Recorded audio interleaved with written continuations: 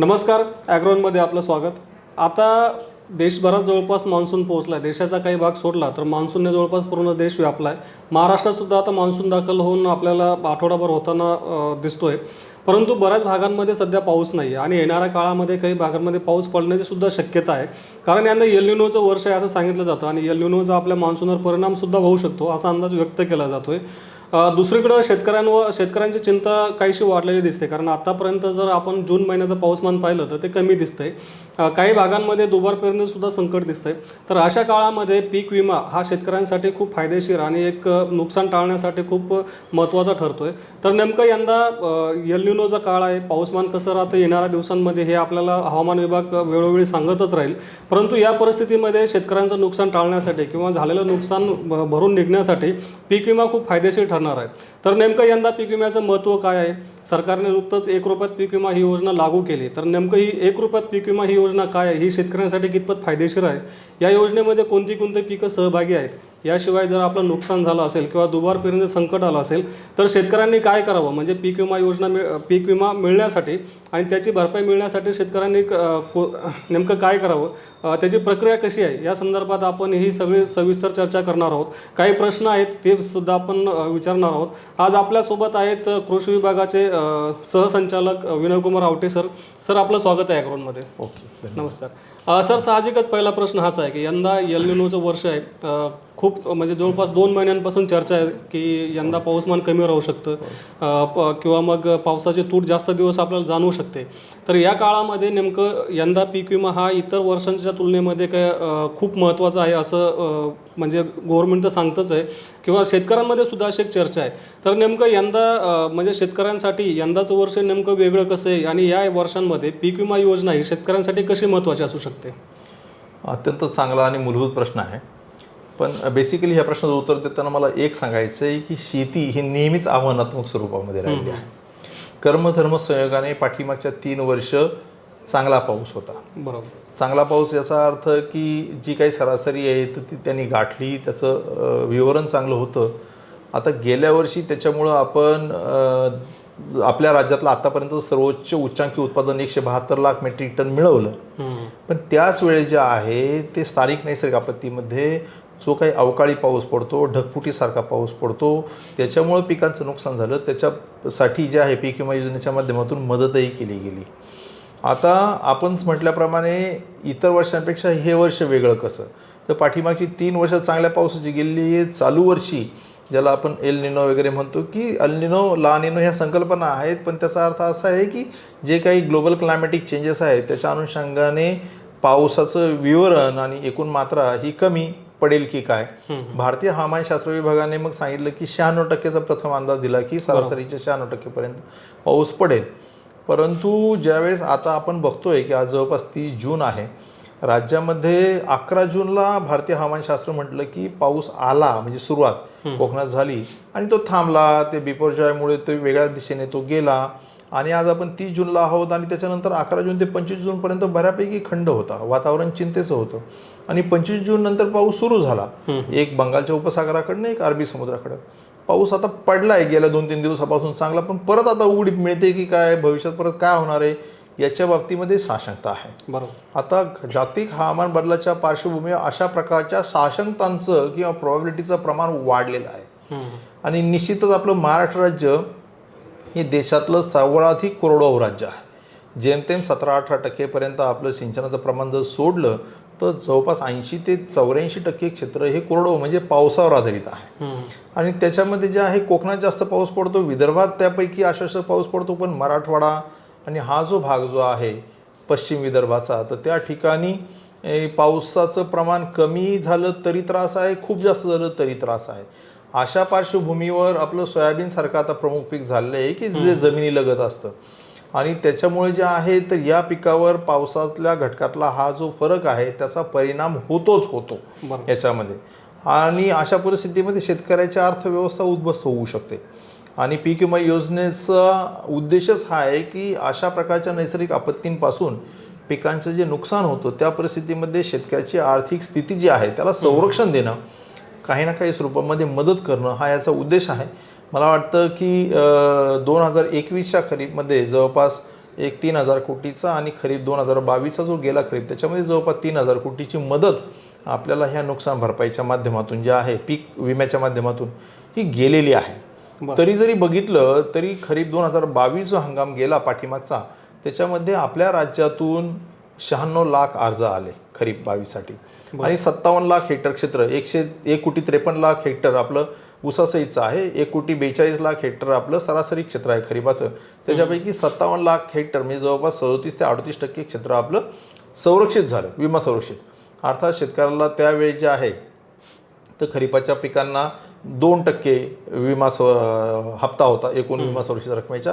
कापूस आणि कांदा ह्या पिकांना 5% होता आणि रब्बी हंगामातल्या यांना 1.5% आणि कांद्याला 5% असा होता. तो नामात्र जरी असला तरी 50,000 रुपये जर सोयाबीनची सम इन्शुर्ड असेल तर त्याला 2% प्रमाणे जे आहे ते जवळपास 1,000 रुपये शेतकऱ्याला भरावे लागायचे.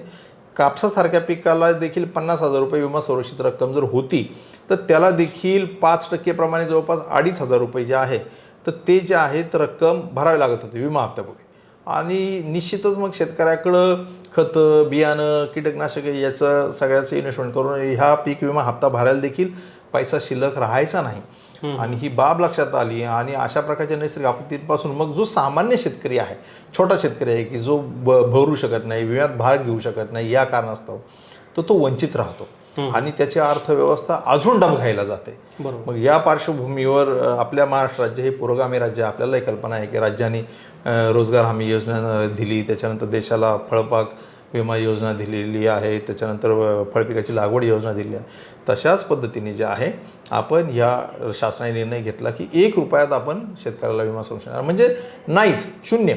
आता तुम्हाला प्रश्न पडेल की शून्य का नाही, मग 1 रुपया कशासाठी? आमचे जर तुम्ही कापसाचे 50,000 2,500 रुपये माफ केले, सोयाबीनचे 1,000 रुपये जर विमा घेत नाही तर 1 रुपया कशाला घेत? निश्चित हा प्रश्न बऱ्याच जणांना पडला. आता 1 रुपया कशासाठी? तर 1 रुपया कशासाठी मित्र हो की समजा तुम्ही आणि मी भाऊ आहोत आणि आपलं 5 एकरचं क्षेत्र आहे, आपली त्या ठिकाणी हिस्सेवारी झाली आहे 50-50% याच्यामध्ये आणि गट एकच आहे. मग त्या गटामध्ये समजा मी सोयाबीनचा विमा काढला आणि तुमचं त्या ठिकाणी वेगळं पीक आहे कापूस आहे आणि तुम्ही काढला नाही आणि मला सोयाबीनचा विमा मंजूर झाला तर मग तुम्ही तक्रार करता की आमचं अजून हिस्सेवारी फक्त झाली आहे पण त्याचे ज्याचे सोयाबीन लावले ते माझं शेत आहे, मला विमा नुकसान भरपाई मिळायला पाहिजे. आणि क्षेत्र किती आहे? दुसरं असं की विमा काढताना कोणत्या पिकासाठी विमा करावा हे डिक्लेअर करावं लागतं. पण तुमच्या शेतात कोणतं पीक आहे हे शासनाला कळणार कसं? याच्यामध्ये कोणतं पीक लावले, कोणतं तूर आहे, मूग आहे की उडीद आहे त्याची माहिती मिळणं आपल्याला विमा योजनेसाठी अपेक्षित आहे. पुन्हा नुकसान भरपाई आपल्याला देण्याची वेळ आली तर कोणत्या बँक अकाउंटमध्ये द्यायची, याच्यामध्ये त्याचा मालक नक्की कोण आहे, त्याचं बँक अकाउंट काय आहे हे डिटेल्स आपल्याकडे नाही आहेत. त्याच्यामुळे जे आहे हे डिटेल्स घेण्याकरता आपल्याला 1 रुपया नाममात्र लागतो की जेणेकरून ते लँड टायटल जे आहे ते कुणाच्या नावावर आहे, ओनरशिप हे क्लिअर होईल. दुसरी गोष्ट त्याच्यात कोणतं पीक लावलेलं आहे ते क्लिअर होईल. तिसरी गोष्ट की त्याच्यामध्ये पीक विमा नुकसान भरपाई देण्याची वेळ जर आली तर त्याचं बँक अकाउंट कोणतं असेल, त्याचा आधार नंबर हा आहे आणि तो व्यक्ती जिवंत आहे, कारण जिवंत व्यक्तीलाच विमा योजनेत भाग घेता येतो याच्यामध्ये. म्हणजे तो जो जमीनधारक आहे तो जिवंत आहे की नाही याच्यामध्ये या बाबी ज्या आहेत याची पडताळणी करण्याकरता 1 रुपया नाममात्र ठेवलेला आहे. अगदी बरोबर. हा निर्णय खरंच म्हणजे शेतकऱ्यांच्या फायद्याचा आहे अशी चर्चा एक गटात आहे. दुसऱ्या गटात अशी चर्चा आहे की सरकारनं पीक विमा योजना शेतकऱ्यांसाठी 1 रुपया म्हणजे तशी पाहिलं तर मोफतच आहे. तर याचा काही तोटे आहे म्हणजे त्याच्याबाबत काही शंकासुद्धा उपस्थित केल्या जाते, टीकाही घेत होते. कारण आतापर्यंत असं झालं की पीक विमा योजनेमध्ये म्हणजे आतापर्यंतचा आपला अनुभव आहे की खूप साऱ्या त्याच्यावरून वादसुद्धा निर्माण झालेले होते आतापर्यंतचा इतिहास बघितला तर काही लोकांचं असं म्हणणं आहे की याच्यातून असं होईल की शेतकऱ्यांचा नेमका दबावगट कमी होईल, कारण शेतकऱ्यांना पैसे भरायचे नाही आहेत त्यामुळं कंपन्या शेतकऱ्यांना उत्तरदायी नसतील असं काही जणांचं म्हणणं आहे. तर याच्यामध्ये खरंच काही तथ्य आहे का किंवा मग शेतकऱ्यांचा दबाव या एकूणच प्रक्रियेवरून दूर होईल? माझं मत आहे नाही. अशी कोणतीही शंका घेण्याचं कारण नाही आहे, कारण शेतकऱ्याला संरक्षण हे राज्य शासनाने दिलेलं आहे, विमा कंपनीने नाही. हा बाब क्रमांक 1. विमा कंपन्यांनी कोणताही विमा हप्ता 1 रुपया केलेला नाहीये, हा केलेला ह्या राज्य शासनाने केलेला आहे. शेतकऱ्याचा जो विमा हप्ता आहे तो तेवढाच आहे केंद्राने जो म्हटल्याप्रमाणे 1.5%, 2%, 5%. फक्त शेतकरी नाही भरत आहे, शेतकऱ्याचा विमा राज्य भरतं. राज्य सरकारला शेतकऱ्यांची काळजी आहे, शेतकऱ्यांचं संरक्षण करायचं आहे. त्याच्यामुळे शेतकऱ्यांचं याच्यावर कोणतंही त्यांचं 1-5 नाही पैशाचं विमा संरक्षण कमी झालेलं नाहीये याच्यामध्ये. त्याच्यामुळे त्या ठिकाणी त्यांचं जे काही कॅल्क्युलेशन होणार आहे ते तर आपल्या टेक्नॉलॉजीच्या माध्यमातून आपल्या माध्यमातून होणारच आहे आणि राज्य सरकार म्हणून त्याच्यावर बारकाईने नजर ठेवून आहेच आहे याच्यामध्ये. आणि शेतकऱ्याची या ठिकाणी कोणतीही याच्यामध्ये त्याची आर्थिक संरक्षण केलं जाईल याच्या संदर्भामध्ये शासनाची प्रामाणिक भूमिका आहे. याच्यात विमा कंपनीच्या हातात काय नाही आहे की विमा कंपनीने क्लेम नाकारला किंवा काय नाकारला म्हणून कोणतंही याच्यातलं जे काही SOP आहे, स्टँडर्ड ऑपरेटिंग प्रोसिजर आहे किंवा ऑपरेशन गाईडलाईन्स आहेत, त्यात कोणताही शेतकऱ्याच्या दृष्टीने नकारात्मक असा बदल नाही करण्यात आलेला. ते त्याच आहेत जे गेल्या वर्षी होत्या त्या. जसं आपण बीड पॅटर्न गेल्या वर्षी राबवला त्याच्यामध्ये, आता त्याचा शेतकऱ्यांवर काही वाईट परिणाम वगैरे होण्याचं काही कारण नव्हतं. शेतकऱ्याला जे त्याचं देय आहे ते नुकसान भरपाई त्याला ते देण्यात येते आणि त्याच्या बाबतीमध्ये शेतकरी तो भांडू शकतो. त्याचे पूर्णतः संरक्षण जे आहे ते केलं आहे. शेतकऱ्यांचा कोणताही अधिकार हा 1 रुपया केला म्हणजे तुला तक्रार करण्याचा अधिकार नाही, हा 1 रुपया केला म्हणजे मग तू कोणतं हे करायचं नाही, हे ग्रीव्हन्स मांडायचं नाही, असं काही नाही आहे. ग्रीव्हन्सच्या कमिट्या आपल्या आहेत आणि त्याला देखील तितकाच अधिकार आहे. त्याचा 1 रुपया नाही आहे, शासनाने त्याच्या वतीने भरला आहे तर त्यांनी 1000 रुपये भरलेले आहेत. सोयाबीनचे 50,000साठी, कापसाचे असतील तर 2,500 रुपये भरलेले आहेत. हाच न्याय आहे, त्यांनी डोक्यामध्ये तेच ठेवायचं. त्याच्यामुळे हा 1 रुपया हा केवळ नाममात्र त्यासाठी आणि शेतकऱ्यांच्या संरक्षणासाठी राज्याची ही पुरोगामी भूमिका आहे आणि मला नाही वाटत की त्याच्यामध्ये असा कोणता तथ्यांश आहे. बरोबर. दुसरा एक मुद्दा असा आहे की म्हणजे या योजनेवर शंका घेण्याच्या साठी म्हणजे दुसरा एक मुद्दा असा उपस्थित केला जातो की सरकारनं जी आपली पारंपरिक जी पिकं आहेत, कापूस, सोयाबीन किंवा इतर आहेत, तर त्यासाठीच ही योजना लागू केली. वास्तविक पाहता शेतकऱ्यांना सगळ्यात जास्त जो काही विमा हप्ता भरावा लागतो तर तो फळपिकांसाठी भरावा लागतो, परंतु फळपिकांचा समावेश या योजनेमध्ये दिसत नाही. तर मग नेमकं सरकारच्या हेतूबद्दल ही शंका उपस्थित केली जाते की सरकारने फक्त ज्या पिकांचा विमा हप्ता कमी आहे त्याच पिकांसाठी योजना लागू केली आणि फळपिकांना वगळलं. मग असं का झालेलं दिसतंय? तुम्हाला एक सांगू, आता ज्याच्या संदर्भात आपण बोलतोय, जी काही पिकं आपण म्हणतो म्हणजे खरीप आणि रब्बी हंगामातली पिकं आहेत, याची व्याप्ती खूप मोठी आहे. मी मगाशी सांगितल्याप्रमाणे केवळ खरीप हंगामामध्ये 1,52,00,000 हेक्टर क्षेत्रावर खरीपाची पिकं घेतली जातात. ऊस जर सोडलं तर साधारण 1,42,00,000 आणि त्याच्यापैकी जवळपास 57,00,000 हेक्टर क्षेत्र गेल्या वर्षी संरक्षित झालं. त्याच्यामध्ये 96,00,000 अर्ज होते. त्याच तुलनेत जर तुम्ही फळपीक विमा जर बघाल तर फळपिकांचं खालचं क्षेत्र मर्यादित आहे, त्याची संख्या मर्यादित आहे. मृग आणि आंबिया बहार दोन असतात. मृग बहारमध्ये जेमतेम 1,00,000-1,50,000 ॲप्लिकेशन्स येतात. आंबिया बहारमध्ये जेमतेम 2 ते 2.5 लाख ॲप्लिकेशन्स येतात. म्हणजे दोन्ही मिळून जी टोटल जी आहे ती सर्वसाधारणपणे 1-2.5 लाख आणि 1 लाख 3-3.5 लाख ॲप्लिकेशन्स फक्त असतात, तेवढे शेतकरी असतात. आणि हे जे आहे PMFBY आपल्या पिकांकरतात त्याच्यामध्ये खरीप हंगामातलं 57,00,000, रब्बी हंगामातलं जवळपास 7 ते 10 लाख असं जवळपास 66 ते 70 लाख हेक्टर क्षेत्र हे संरक्षित केलं जातं. याची व्याप्ती मोठी आहे. फळपिकं हे बहुतांशी बागायती पिकं, पेरणी ज्याच्याकडे पाणी येतं तो घेतो. त्याच्यावर वातावरण बदलाचा परिणाम ज्या प्रमाणात ह्या पिकांवर होतो तितकं होत नाही. ती संख्या देखील मर्यादित आहे शेतकऱ्यांची आणि त्याच्यामुळे जे आहे तर याच्यामध्ये पीक विम्याचा जे काही हप्ता आहे तो एका वर्षाला 4,400 कोटी होता. पाठीमागच्या खरीप हंगामामध्ये 4,400 कोटी हप्ता. बरं. तोच तुमचा फळपीक विमा योजना जर म्हटली तर 2016 पासून तो 2022 अखेर एकूण जो हप्ता भरलेला आहे विमा कंपन्यांना 6 वर्षामध्ये तो आहे 5,500 कोटी 6 वर्षातला. आणि याचा एका वर्षाचा हप्ता जवळपास तेवढा आहे याच्यामध्ये. त्याच्यामुळे व्याप्ती त्याची खूप मोठी आहे आणि तो खूप छोटा शेतकरी आहे. फळपीक घेणारा शेतकरी एकदम छोटा नसतो. याच्यामध्ये भात घेणारा, सोयाबीन घेणारा, तूर घेणारा, मूग घेणारा, उडीद घेणारा, हे छोटे शेतकरी त्याच्या संरक्षणासाठी केलं आहे. दुसरा जो मुद्दा तुम्ही काढला की फळपीक घेणाऱ्या शेतकऱ्याला याच्यात दिलं नसलं तरी त्याला अनुदान नाही असं नाही आहे. फळपीक घेणाऱ्या शेतकऱ्याला देखील खूप अनुदान आहे. अनुदान किती आहे याचं कालच आता मी डहाणूला गेलो होतो, एक उदाहरण जर सांगितलं तर डहाणूला चिकू पिकाकरता 60,000 रुपये विमा संरक्षित रक्कम आहे. 60,000 रुपयाला विमा हप्ता आहे 85% विमा कंपनीने दिला. म्हणजे जवळपास 51,000 रुपये जे आहे ना ते विमा हप्ता आहे. ते 51,000 रुपयामध्ये शेतकऱ्याला भरायचे आहेत 18,000 रुपये. उरलेले याच्यातले 25,500 रुपये राज्य शासन सबसिडी देतं एका हेक्टर चिकूला आणि केंद्र सरकार देतं 7,500 रुपये याच्या सबसा. म्हणजे जवळपास 50% जास्त 51,000तले 50% सबसिडी तर राज्य शासन देतं याच्यामध्ये. त्याच्यामुळे खूप मोठ्या प्रमाणात सबसिडी आहे याच्यामध्ये. जर 4 हेक्टर चिकूची मर्यादा जर आहे तर एका शेतकऱ्याला 1 लाख रुपयापर्यंत सबसिडी दिली जाते कारण त्याची व्याप्ती मोठी आहे, सम इन्शोर्ड मोठी आहे. त्या तुलनेमध्ये शेतकऱ्यांची संख्या त्या ठिकाणी आहे, नियंत्रित पीक पद्धती आहे त्या ठिकाणी. तर त्याच्यामुळं जास्त व्हल्नरेबल जे सेक्टर जे आहे ते आहे सोयाबीन घेणारे शेतकरी, कापूस घेणारे शेतकरी, तूर घेणारे शेतकरी, मूग घेणारे शेतकरी, भात घेणारे शेतकरी. तर त्यांना संरक्षणाचा हा पहिला प्रयत्न आहे, भविष्यामध्ये बघता येईल. करेक्ट. सर आता जेव्हा आपण एल निनो आहे किंवा मग आता राज्य शासनाने योजना चालू केली आहे, आत्ता जर आपण जून महिन्याचा आढावा घेतला पावसाचा आणि एकूणच पेरण्यांचा, तर असं लक्षात येतं की काही भागांमध्ये अजून पाऊस झालेला नाही किंवा पेरण्या व्हायच्या बाकी आहेत. परंतु दुसरीकडं काही भागांमध्ये शेतकऱ्यांनी पेरण्या केल्या, आता दुबार पेरणीचं संकट आलं आहे किंवा येणाऱ्या काळामध्ये सुद्धा पाऊस कसा राहील याबाबत आत्ता तर आपण निश्चितपणे सांगू शकत नाही, परंतु एक अनिश्चितता आहे काहीशी असं म्हणता येईल. तर पीक विम्यासंदर्भात शेतकऱ्यांचा एक महत्त्वाचा प्रश्न असा असतो की नेमकं दुबार पेरण्यांच्या संदर्भात जर पीक नोंदणी, आपण पीक विम्यासाठी पीक नोंदणी खूप आवश्यक असते. समजा नोंदणी केली आपण कापसाची, कापूस हे लॉंग ड्युरेशनचं पीक आहे, म्हणजे खूप कालावधी लागतो त्यासाठी. परंतु उद्या पिकाचं ते पाऊस पडला नाही किंवा मग मोठी तूट झाली, पिकाचं नुकसान झालं आणि त्या जागेवर शेतकऱ्यांनी समजा दुसरी पिकं लावली किंवा सोयाबीन पेरलं किंवा मूग उडीद लावला, तर नेमकं हा जो तिढा आहे, कारण पीक नोंदणी आधी झालेली आहे, पीक विमा कापसाचा काढलेला आहे, तर मग नेमकं शेतकऱ्याला पुढचं जे पीक लावलं दुबार पेरणीच्या संदर्भात, दुबार पेरणीमध्ये, तर त्याचा पीक विमा शेतकऱ्यांना मिळेल का लाभ किंवा त्याची प्रोसेस काय असतील? खरीप हंगामातल्या चालू वर्षी पीक विमा योजनेत भाग घेण्याचा अंतिम दिनांक 31 जुलै आहे. 30 जुलै अजून एक महिना आहे. बरोबर. आता जर पेरलेलं आहे तर पुनर्पेरणी करायची की नाही याचा अंदाज घ्यायला साधारणतः अजून 15-20 दिवस शेतकऱ्याच्या हातामध्ये आहे. मला वाटतं की तोपर्यंत शेतकऱ्यांनी अशा संदर्भातलं जर वातावरण असेल तर थांबावं. दुसरी गोष्ट अशी आहे की जर जितकं तुम्ही उशिराने पेरणी करता तर तितकं जे आहे तुमच्या पिकाच्या उत्पादनामध्ये कमतरता येते.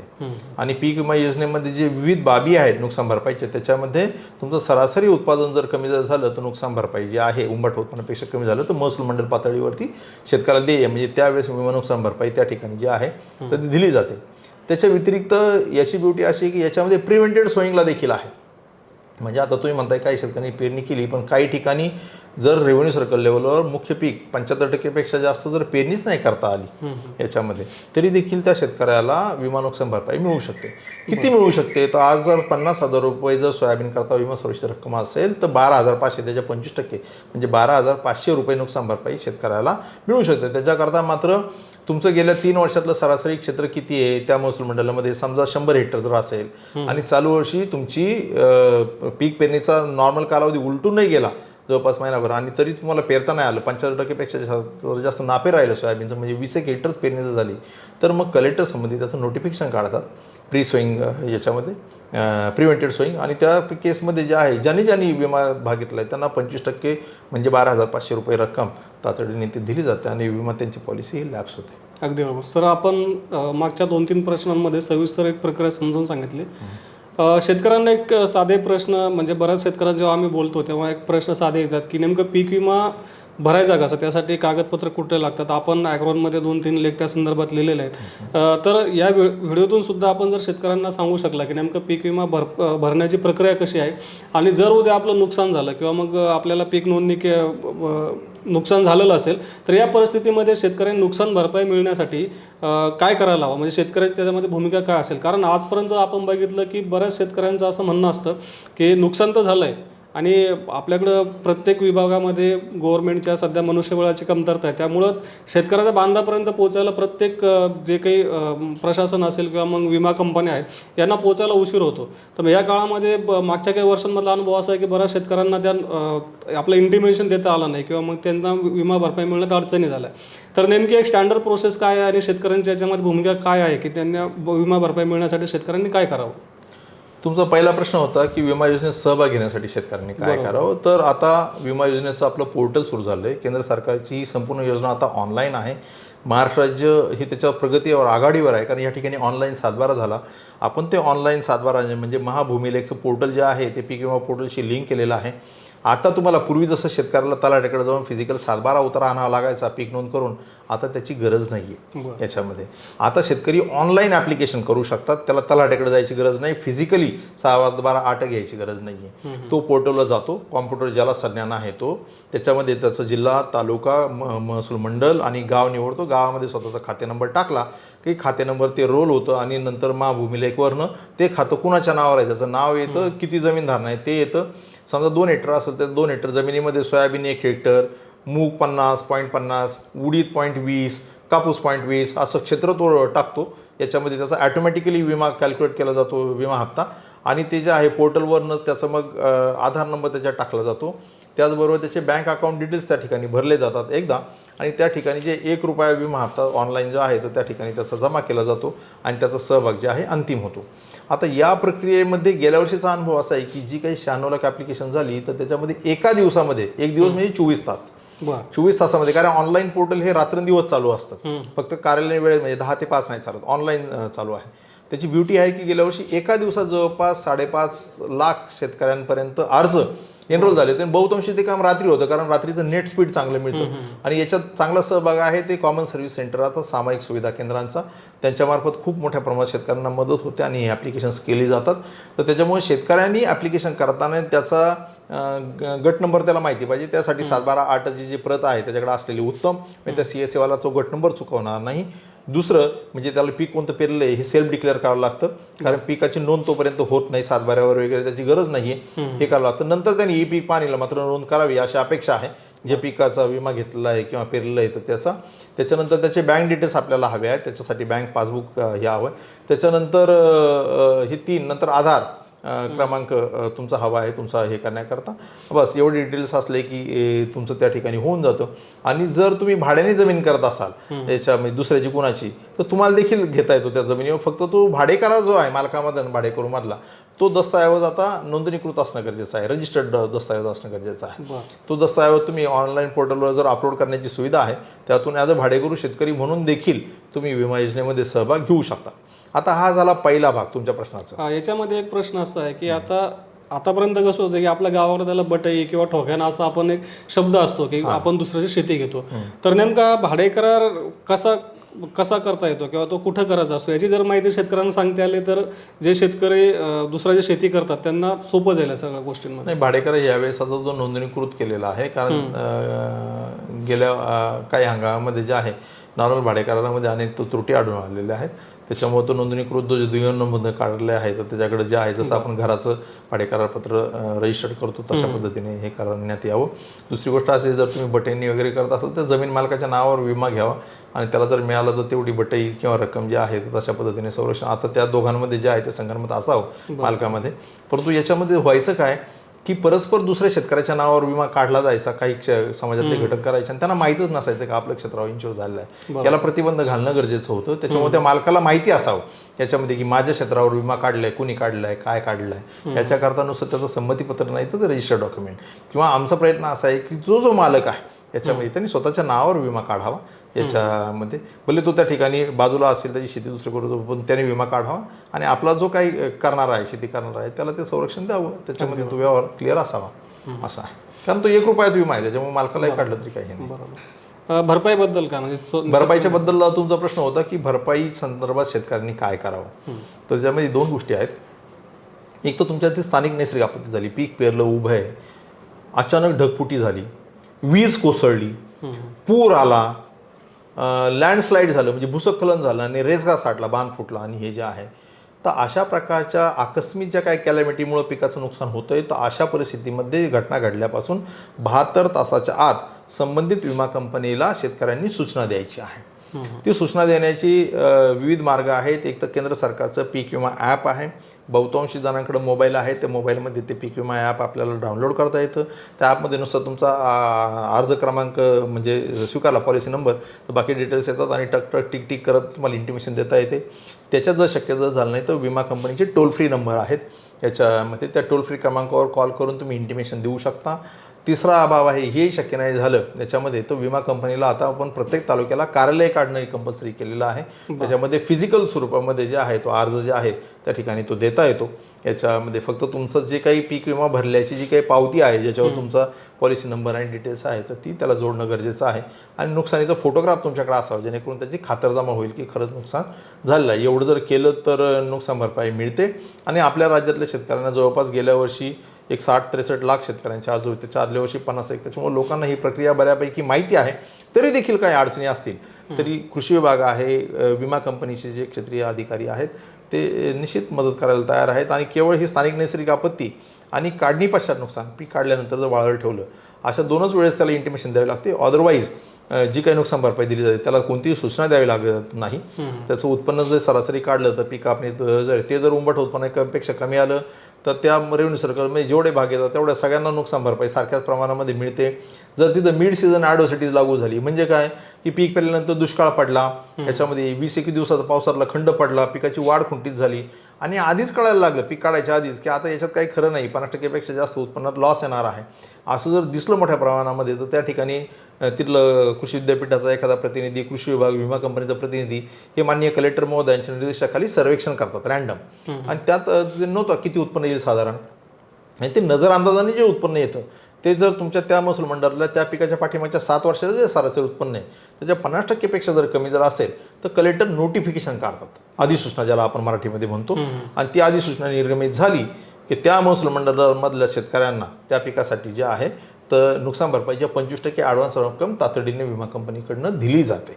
असं हे प्रावधान आहे आणि याची बऱ्यापैकी माहिती आहे. जवळपास गेल्या वर्षी 15 ते 20 त्याच्या आले 20-22 जिल्ह्यांमध्ये अशा प्रकारच्या अधिसूचना ज्या आहे जिल्हाधिकारी महोदयांनी काढलेल्या आहेत. आणि या उपरही शेतकऱ्यांना काही शंका असतील तर मी सांगतो त्या पद्धतीने जे आहे विमा कंपनीचा टोल फ्री क्रमांक आहे, आपला तालुका कृषी अधिकारी कार्यालय आहे, विमा कंपनीचं त्या ठिकाणी तालुक्याला कार्यालय आहे, तर या ठिकाणी आपण संपर्क निश्चित साधावा. अगदी बरोबर. तर आता आपण उल्लेख केला की पाऊस असेल किंवा मग आणखी काही नैसर्गिक आपत्ती आहे त्या संदर्भात जी आकडेवारी आहे त्या संदर्भात एक प्रश्न असा आहे की मागच्या काही वर्षांमध्ये म्हणजे पीक विम्याच्या मागच्या 2-3 वर्षांमध्ये विशेषतः असे काही प्रसंग आले की त्याच्यामध्ये शेतकऱ्यांचं असं म्हणजे बऱ्याचदा असे प्रसंग घडले की शेतकरी म्हणतात की आमच्याकडे एकतर पाऊस जास्त झाला त्यामुळे आमचं नुकसान वाढलेलं आहे, परंतु आकडेवारी जी असते त्या आकडेवारी असं सांगते की नाही या भागामध्ये पाऊस कमी आहे, किंवा असं बऱ्याचदा असं दिसतं की पाऊस ॲक्च्युअल कमी आहे परंतु शासन दरबारी नोंद होते की पाऊस या भागामध्ये चांगला आहे. तर हा जो काही तिढा आहे आकडेवारीवरून उद्भवणारा याच्या संदर्भात नेमकं काही तोडगा निघू शकतो का? आता नवीन योजना जी काही लागू झाली तर त्याच्यावर काही तोडगा काढण्यात आला आहे का? आता असं आहे की या बाबतीत देखील म्हणजे मर्यादा आहेत, कारण क्लायमेट, माती हे सगळ्यात हिट्रोजिनियस म्हणजे विविध असलेलं क्षेत्र आहे. पूर्वीच्या प्रमाणे वातावरणामध्ये देखील समतोलपणा राहिलेला नाही आहे की पाऊस लागला की लागतो, नियमित येणं, असं नियमितपणा वातावरणात राहिलं ज्याला आपण हवामान बदल क्लायमेट चेंज म्हणतो तसा प्रकार घडतोय. हल्ली मग त्याची चेष्टा म्हणून म्हणतात की बैलाच्या डाव्या शिंगावर पाऊस पडतो तर उजवं शिंग कोरडं राहतं. बरोबर. आपण काय केलेलं आहे की याच्या माध्यमातून पूर्वीच्या काळी फक्त तालुक्याच्या तहसील ऑफिसमध्ये रेनगेज असायचे म्हणजे पावसाचं मोजमापाचं फिजिकल असायचं. आपण त्याच्या पलीकडे जाऊन याच्या मर्यादा लक्षात घेता महाराष्ट्र शासनाने एक प्रायोगिक काम केलं की एका खाजगी कंपनीबरोबर करार केला आणि महावेद नावाचा प्रकल्प आपण या ठिकाणी घेतला, ज्याच्या माध्यमातून प्रत्येक महसूल मंडळामध्ये AWS म्हणजे ऑटोमॅटिक वेदर स्टेशन, स्वयंचलित हवामान केंद्र हे आपण निर्माण केलं. ज्या स्वयंचलित हवामानाच्या केंद्राच्या माध्यमातून सातत्याने पडलेल्या पावसाची फिगर, तिथलं कमी तापमान, जास्त तापमान, आर्द्रता, सापेक्ष आर्द्रता, वाऱ्याचा वेग, वाऱ्याची दिशा याच्या संदर्भातल्या नोंदी ज्या आहे सेकंदाला ज्या आहेत इथं सेंट्रल याच्यामध्ये ते येतात आणि त्याच्यावर अनुषंगिक मग त्या ठिकाणी ठरवलं जातं ज्याला आपण वातावरणातले घटक किंवा ट्रिगर्स आपण ज्याला म्हणतो हवामानाचे धोके, याच्या अनुषंगून निर्णय तो घेतला जातो.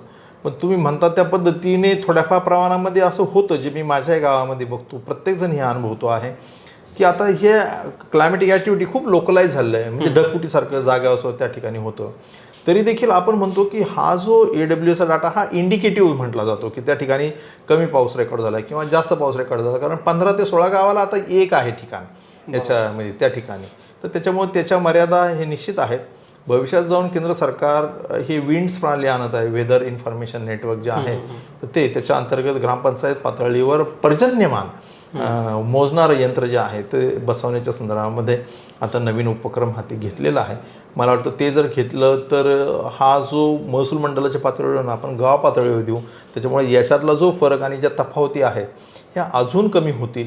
आणि तुम्हाला सांगतो की पूर्वी तालुक्याला व्हायचं ना, आता मी मुळशी तालुक्यामध्ये बघितलं, पूर्वी मुळशीमध्ये जे होतं तर त्या ठिकाणी रेनगेज होतं आणि त्याच्यावर सरासरी पाऊस काढला जायचा. आता आम्ही ज्यावेळेस महसूल मंडळावर AWS बसवलं तर जे पिरंगूट किंवा मग तामानी घाटातलं जे आहे माले मंडल किंवा तिकडचं, तर तिथं एका दिवशी 105 मिलीमीटर पाऊस रेकॉर्ड झाला आणि त्याच्यातच कासारचा हिंजवडी पण येतं, तर त्या ठिकाणी फक्त एक 10 मिलीमीटर पाऊस रेकॉर्ड होता. आता 90 म्हणजे आणि जे महसूल आहे तालुका जे आहे प्लेस, तर त्या ठिकाणी कुठंतरी एक 40-45 मिलीमीटर पाऊस रेकॉर्ड झाला. म्हणजे ते 40-45 म्हटलं तर ते रिप्रेझेंटेटिव्ह इकडे नाही, म्हणजे ते जर म्हटलं तर कासा असा अन्याय आहे, कारण या ठिकाणी 5 मिलीमीटर 5-10 मिलीमीटर पाऊस पडला आणि तिकडे अन्याय आहे कारण तिकडे अतिवृष्टी झाली. म्हणजे 63 mm पेक्षा जास्त पाऊस झाला, पण रेकॉर्ड जर घेतलं तर ते 50 mm दाखवते. आता याच्या मर्यादा लक्षात घेता आपण महसूल मंडळ पातळीवर गेलो आहे, इतका फरक आपल्याला जाणवतो.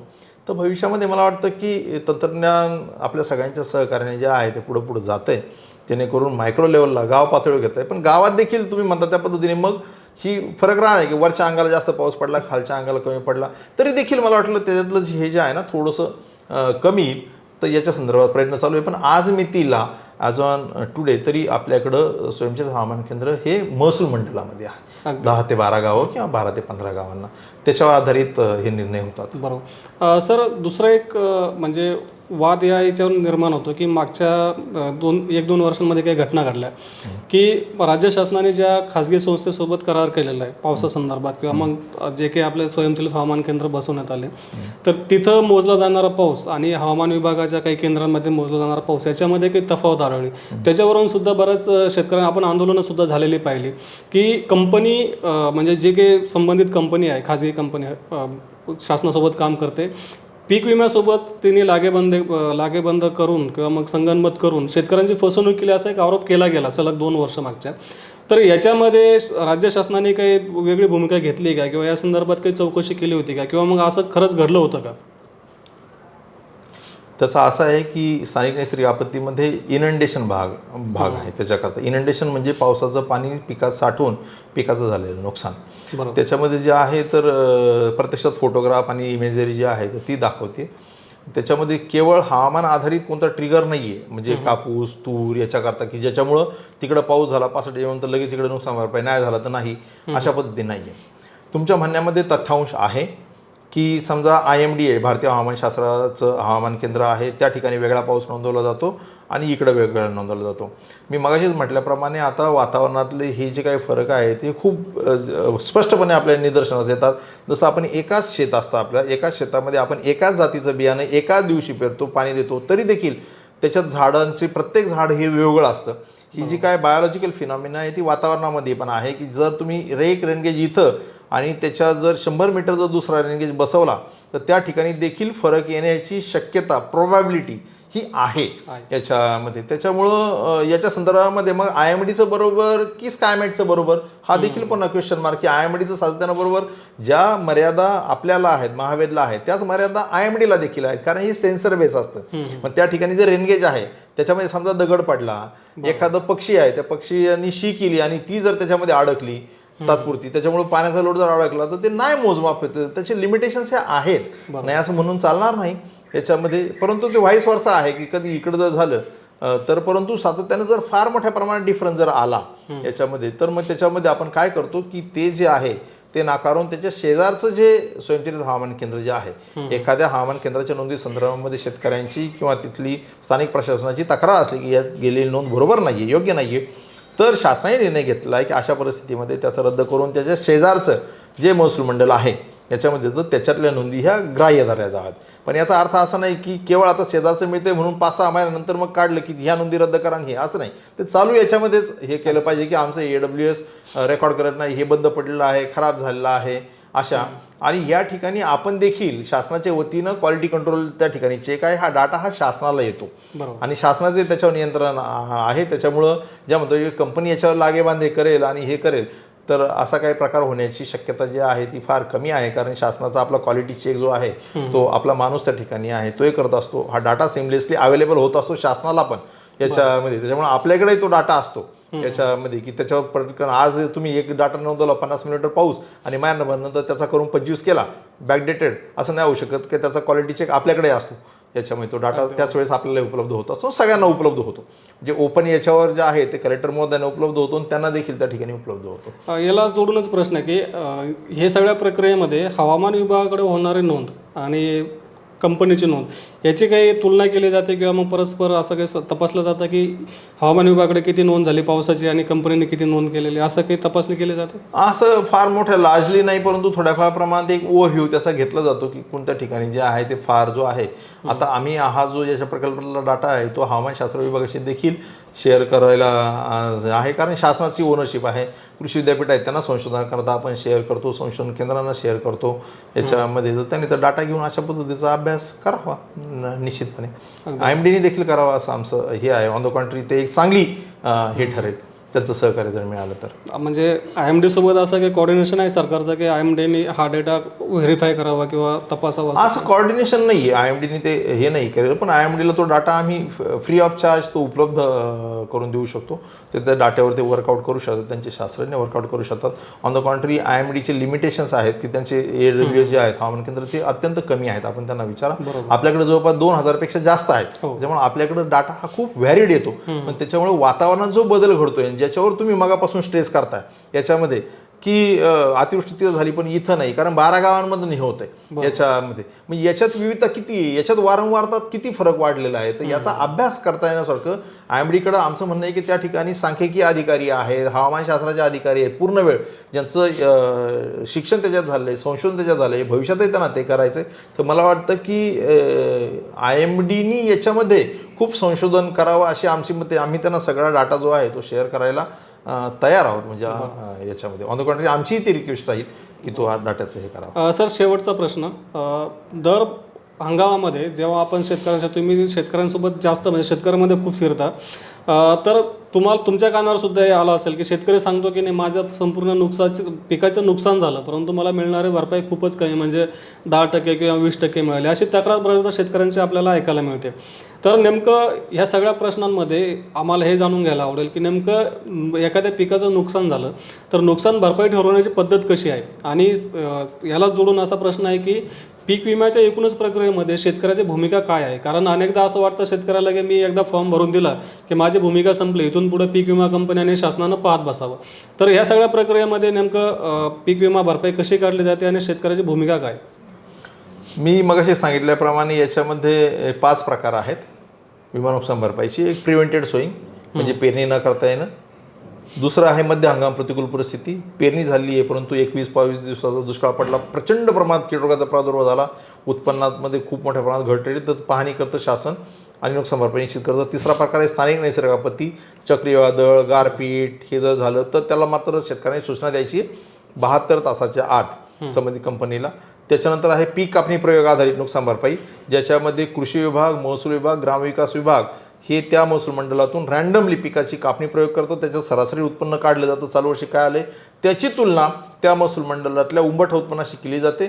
उंबठ उत्पन्नापेक्षा जर कमी आलं तर त्याला नुकसान भरपाई मिळते. त्याचं सूत्र असं आहे की नुकसान भरपाईची रक्कम बरोबर उंबठा उत्पन्न वजा चालू वर्षीचं उत्पन्न भागिले उंबठा उत्पन्न गुणिले विमा संरक्षित रक्कम. तर याचं उदाहरण जर द्यायचं सोयाबीनच्या बाबतीमध्ये तर आपण असं समजू की सोयाबीनचं 50,000 रुपये प्रति हेक्टरी विमा संरक्षित रक्कम आहे आणि त्याचं उंबठा उत्पादन हे 10 क्विंटल आहे आणि चालू वर्षीचं त्याचं सरासरी उत्पन्न जे आहे ते 5 क्विंटल आलेलं आहे. तर उंबठा उत्पन्न 10 क्विंटल वजा 5 बरोबर राहिले 5 भागिले उंबठा उत्पन्न 10 म्हणजे 5 भागिले 10 म्हणजे 1/2 आलं गुणिले विमा संरक्षित रक्कम 50,000 म्हणजे 1/2 गुणिले 50,000 म्हणजे 25,000 रुपये प्रति हेक्टरी विमा नुकसान भरपाई ही त्या महसूल मंडळमधल्या सोयाबीन पिका घेतलेल्या सगळ्या शेतकऱ्यांना मिळेल.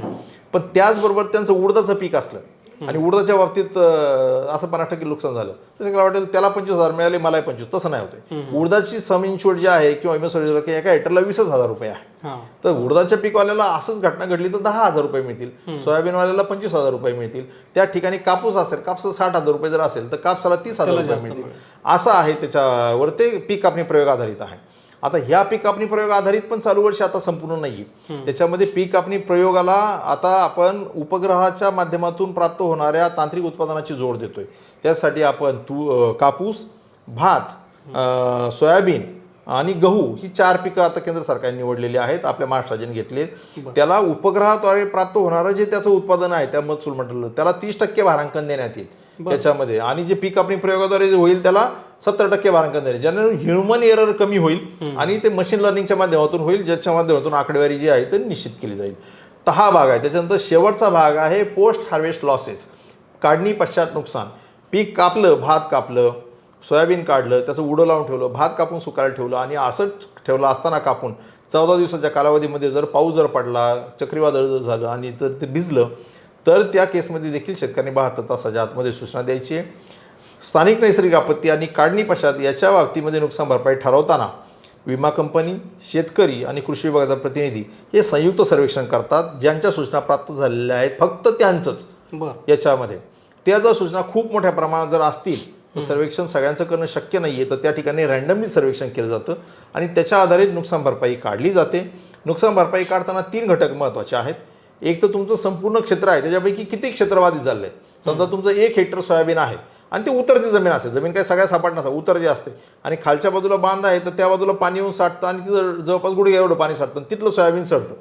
मग त्या ठिकाणी समजा 20 गुंठे असेल तर एका हेक्टरमधलं 20 गुंठे म्हणजे 20% क्षेत्र बाधित झालं तुमचं याच्यामध्ये. दुसरा भाग आहे याच्यामध्ये जे बाधित झालेलं क्षेत्र त्याच्यावरचं पिकाचं नुकसानीचं प्रमाण किती आहे, म्हणजे ते सोयाबीन 100% सगळं सडून जाणार आहे की थोड्याफार प्रमाणात येईल, 50% लॉस आहे, हा एक भाग झाला. तिसरा भाग त्याच्यामध्ये असा आहे का ते पीक उत्पादन वाढीची अवस्था काय आहे याच्यामध्ये. ते सोयाबीन आत्ताच नुकतं उगून आलेलं आहे की त्याला फांद्या फुटलेल्या आहेत, की ते फुलावर आलेलं आहे, की शेंगा धरलेल्या आहेत, की काढणीला आलेलं आहे. या अनुषंगाने त्याचं उत्पादन खर्च आधारित त्याचा फॅक्टर लावला जातो. या तिन्ही गोष्टीच्या आधारित त्याची नुकसान भरपाईची रक्कम निश्चित केली जाते आणि त्याच्यानंतर ती प्रत्येकाला दिली जाते. त्याच्यामुळे प्रत्येक शेतकऱ्यांनी आहे ती नुकसान भरपाईची रक्कम ही वेगवेगळी असते, कारण त्याच्या तिथलं जे उतार आहे, जे साठलेलं पाणी आहे, हे प्रत्येक शेतानुसार परिस्थितीत हे वेगवेगळं आहे. अगदी याच्यावर आधारित असते.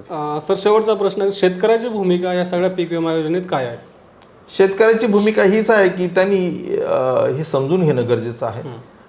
आपल्या पीक नियोजनामधला हा एक अनन्यसाधारण आता महत्त्वाचा भाग झालेला आहे. जसं की पूर्वी माझ्या वडिलांनी, तुमच्या वडिलांनी कधी विमा नव्हता काढलेला, पण आपण जसं शहरात आलो तसं आता आपण कोणतं नातेवाईक आलं, आपण लाईफ इन्शुरन्स काढला, आपण मोटरसायकल घेतली, आपल्याला व्हेकल इन्शुरन्स काढावा लागला. आता तर कंपल्सरीच आहे, मिनिमम थर्ड पार्टी तरी असावा याच्यामध्ये. त्याच्यानंतर आपण कार घेतली तर त्याचा कॉम्प्रिहेन्सिव्ह इन्शुरन्स 3 वर्षाचा आता कंपल्सरी होतो. कारचा दरवाजा तुटला तर जातो. त्याच्या पलीकडे जाऊन आता करोना झाला, आपल्यापैकी काही अभागी जीव गेले, काही लोकांना मेडिकल ट्रीटमेंट मेडिकल इन्शुरन्समधनं मिळाली. त्याच्यामुळे आता इन्शुरन्स शहरी भागामध्ये माहीत नाही असा माणूस शोधणं तरुण अवघड झालेला आहे. म्हणजे त्याला माहिती आहे, कारण ह्या जाणीव याच्यासाठी काळजी आपण घ्यायला पाहिजे. तसं आहे की पिकांच्या बाबतीत पण हा जो काही वातावरण बदल होतोय, हे जे काही आता हे आहे ते तर होणार आहे. त्याच्यावर व्यक्तिगत शेतकरी किंवा व्यक्तिगत आपलं शासन त्याच्यावर त्याच्या प्रयत्नाला मर्यादा आहेत. मग त्या परिस्थितीमध्ये आपण काय करू शकतो, तर आपण विम्याच्या माध्यमातून आपण संरक्षित करू शकतो. शासनाने आज एवढी भूमिका दिलेली आहे की 1 रुपयात विमा जर दिलेला आहे तर प्रत्येक शेतकऱ्यांनी मला वाटतं की या भूमिकेचं स्वागत करावं, जाऊन आपल्या शेताचा विमा उतरावा. त्याच्यामुळं अशा ज्या काही परिस्थितीमध्ये ज्या आहे याच्यामध्ये शासनाने जे दिलेलं कवच आहे त्याच्या माध्यमातून थोडंफार आर्थिक आपली जी हे होणार आहे ससेवलपट, त्याच्यापासून आपलं निश्चित संरक्षण होईल. तर तीच आहे की हे जाणून घ्यावं, योजनेमध्ये भाग घ्यावा. नुकसान झालं तर योजनेच्या निकषाप्रमाणे जे आहे नियमाप्रमाणे हे करावं, 72 तासाच्या आतमध्ये सूचना देण्याचा प्रयत्न करावा. ती द्यावीच किंबहुना मी म्हणेल. कसं आहे, नाहीतर आपण आलो आणि ॲडमिशन, आता मी MPSCच्या एक्झामला गेलेलो होतो ॲज अ ऑब्झर्वर म्हणून, आणि पेपर होता 10 वाजता आणि 9:30 वाजता शेवटची एंट्री होती. याच्यामध्ये आता ते पोलीस असतात, आता त्या ठिकाणी माल प्रॅक्टिस होऊ नये म्हणून त्या ठिकाणी जॅमर लावलं असं मोबाईल हे ते. आणि एक मुलगा 9:40 आला, 10 मिनिटं उशिरा. तो म्हटला माझी बस उशिरा झाली, हे उशिरा झालं. रिपोर्टिंग टाईम त्याचा जो आहे तो 9चा होता आणि आतमध्ये घेण्याचा 9:30 होता. गेट बंद, ते पोलीस होते त्या ठिकाणी. तर मी जरी केंद्रप्रमुख होतो तरी मला अधिकार नव्हते का त्याचं समजून घ्या आणि हे करा. त्याच्यामुळे ही जी काही सब्जेक्टिव्हिटी आहे ही आता कमी कमी होत चाललेली आहे, ऑब्जेक्टिव्हिटी वाढलेली आहे.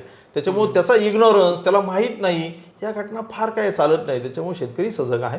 कृषी विभाग नेहमीच त्याच्यासोबत उभा आहे. आम्ही विमा कंपन्यांनाही त्यांची कार्यालय स्थापन करायला लावलेली आहे. तर या बाबतीमध्ये सजग भूमिका घ्यावी. आपलं नुकसान जर झालं तर जे फोटोग्राफ्स ठेवावेत, रास्त पद्धतीने त्याची इंटिमेशन द्यावी आणि सहकार्य करावं आणि आपली जी काही नुकसान भरपाई आहे ती समजून घ्यावी आणि अशा पद्धतीने त्याचं योगदान द्यावं त्यांनी. अगदी बरोबर. सरांनी आज आपल्याला पीक विमा त्यातले जे काही क्लिष्ट मुद्दे होते या संदर्भात सरांनी सविस्तर मार्गदर्शन केलं. आपल्याला जो काही नेहमीचा प्रश्न होता की माझ्या शेजारच्याला पीक विमा एवढा मिळाला, मला एवढा मिळाला, त्याचंही छानपैकी विश्लेषण सरांनी केलं. पीक विमा कशावर अवलंबून असतो, आपली नुकसान भरपाई कशी ठरवली जाते, जर नुकसान झालं, जर दुबार पेरणी करण्याची वेळ जरी आली तर नेमकं शेतकऱ्यांनी काय करावं, आपला पीक विमा भरपाई आपल्याला किती मिळायला पाहिजे, कसं समजून घ्यावं, याचंही सरांनी छानपैकी विश्लेषण केलं. आज सरांचा वाढदिवस आहे तरी सरांनी आपल्याला वेळ दिला त्यांच्या व्यस्त कार्यक्रमातून.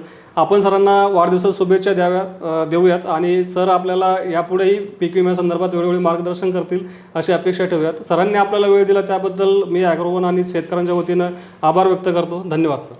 धन्यवाद. शेतकरी राजाला देखील मी विनंती करतो की तुझं देखील कल्याण व्हावं, हे निसर्गाने साथ द्यावी आणि आपले सगळे आनंदी व्हावं अशी मी सदिच्छा व्यक्त करतो.